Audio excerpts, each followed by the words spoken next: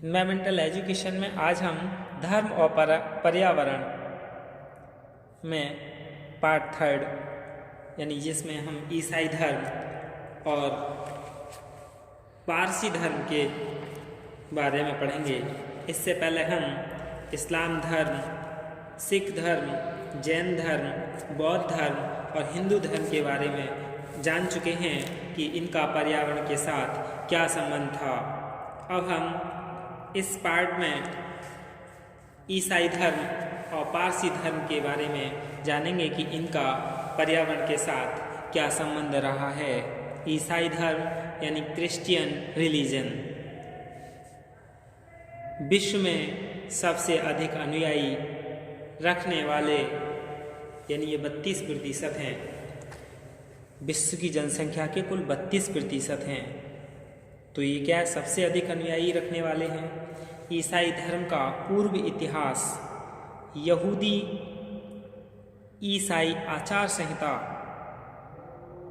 यानी Zudio Christian ethic के नाम से जाना जाता है, जिसमें प्रकृति को मान्यता तो प्रदान की गई है पर उसे व्यक्ति के अधीन रखा है। यह उनकी पूर्व ग्रसित विचारधारा रही हो, लेकिन इसके पीछे उनकी सोच यह थी, यानी ये जो सोच थी इनकी, जो प्रकृति के लिए व्यक्ति के अधीन रखा है, ये पूर्व ग्रसित विचारधारा थी। और इसके पीछे भी बहुत सारे कारण थे। उन कारणों को जानने की क्या कारण थे। व्यक्ति मूलतः पृथ्वी के अन्य सभी जीवों से भिन्न है, जिन पर उनका प्रभुत्व रहता है।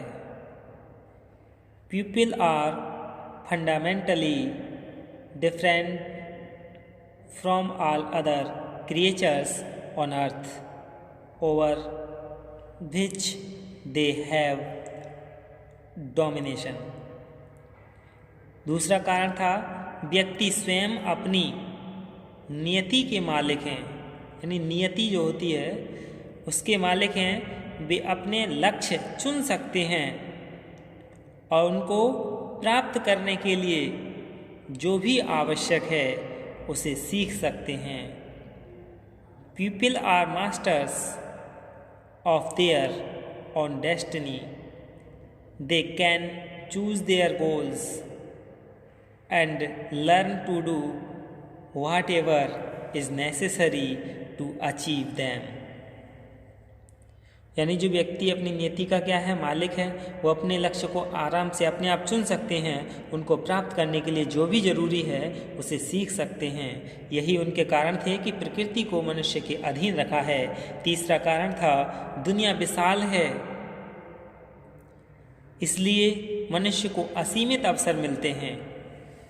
दुनिया क्या बहुत बड़ी है, व्यक्ति सभी अवसर तो नहीं प्राप्त कर सकता, यानी बहुत सारे अवसर हैं। The world is vast and this provides unlimited opportunities for humans. चौथा कारण है मानव जाति का इतिहास प्रगति का रहा है। हर समस्या के लिए कोई समाधान है, इसलिए प्रगति या उन्नति की आवश्यकता कभी समाप्त नहीं होती है। The history of humanity is one of progress. For every problem there is a solution and thus progress need never ceases. यानी जो मानव जाति का इतिहास है वो कैसा रहा है, प्रगति करने का रहा है और हर समस्या के लिए कोई समाधान भी है।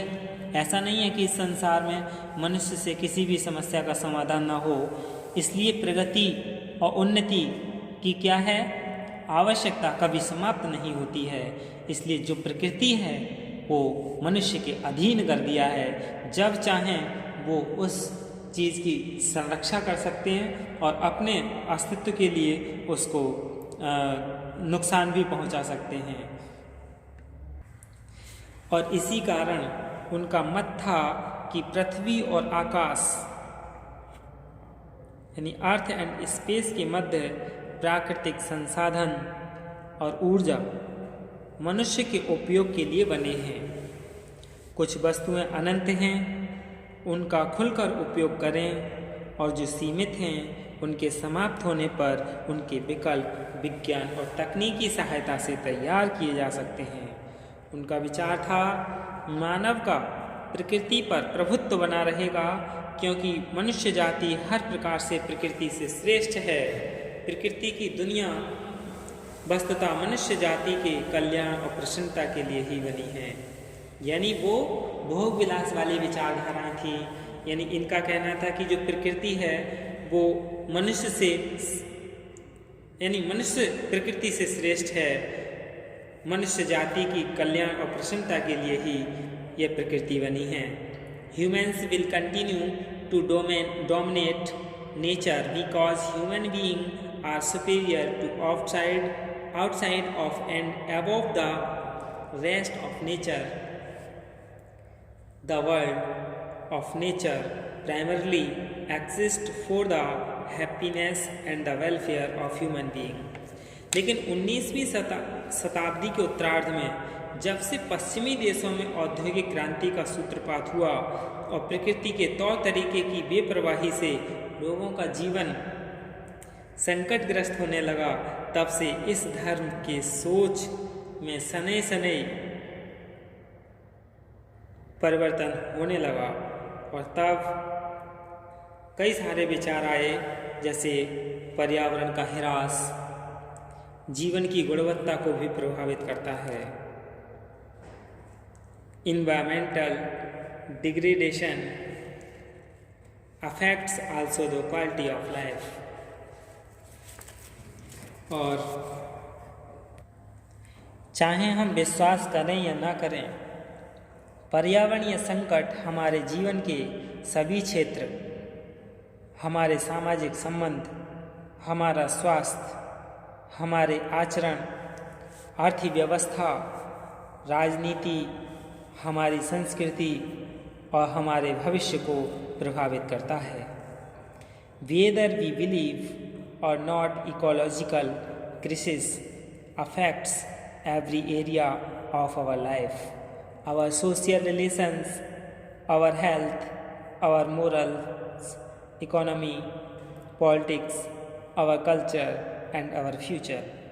मानव नियति पर्यावरण से बहुत निकट से जुड़ी है और उससे प्रभावित है। हम अब मनुष्य के प्रकृति से ऊपर होने की बात कहने में समर्थ नहीं हैं। Human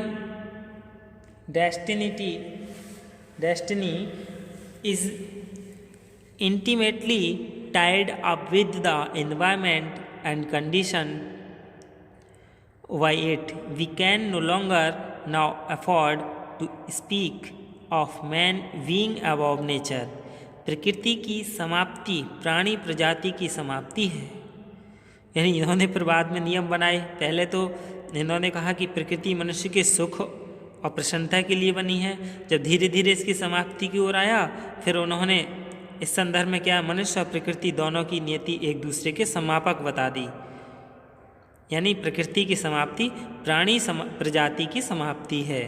the death of nature means the death of the human species. In this sense the destiny of both man and nature is coterminate. और वर्तमान स्थिति यह है कि ईसाई धर्म जिसके अनुयायी पूरे विश्व में फैले हैं, उपरोक्त सभी पश्चिमी देशों की संस्कृति की नवीनतम विचारधारा से प्रभावित हैं।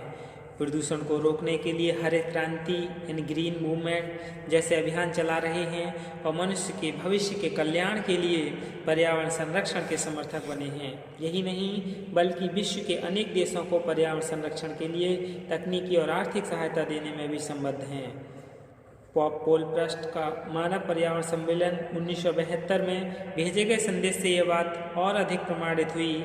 उन्होंने कहा, पर्यावरण और संसाधन सभी के लिए है, यह सभी के लिए अहस्तांतरणीय संपत्ति है और ऐसी कोई सार्वभौमिक संपत्ति तथा विवेकशील प्रभुसत्ता नहीं है जो आज और कल मानव जाति को उत्तरदायित्व से मुक्त कर सके। The environment of resources are for everyone, they are the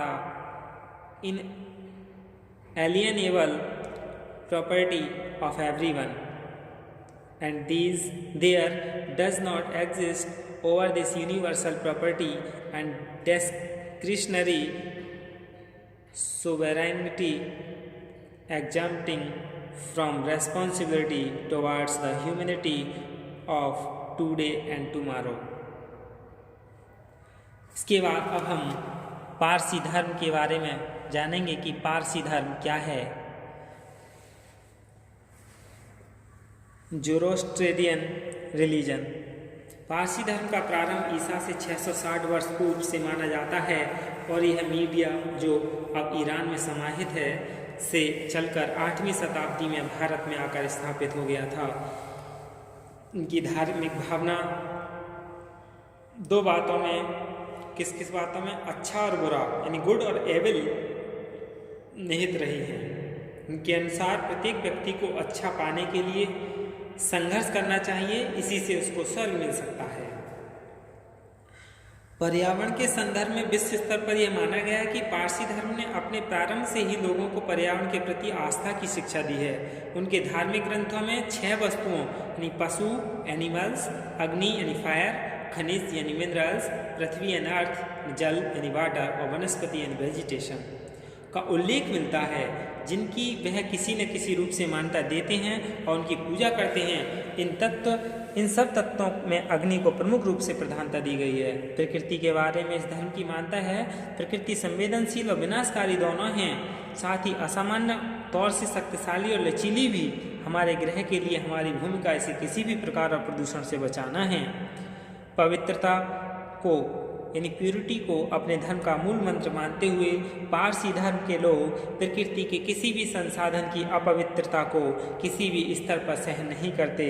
जल में लाश डालने तथा या उसे किसी भी प्रकार अपवित्र करने को ये लोग जघन्य कार्य मानते हैं। यानी पारसी धर्म थोड़े हिंदू धर्म से मिलता जुलते विचारधारा थी, तो इसलिए पर्यावरण संरक्षण के लिए धर्म का भी काफ़ी योगदान है।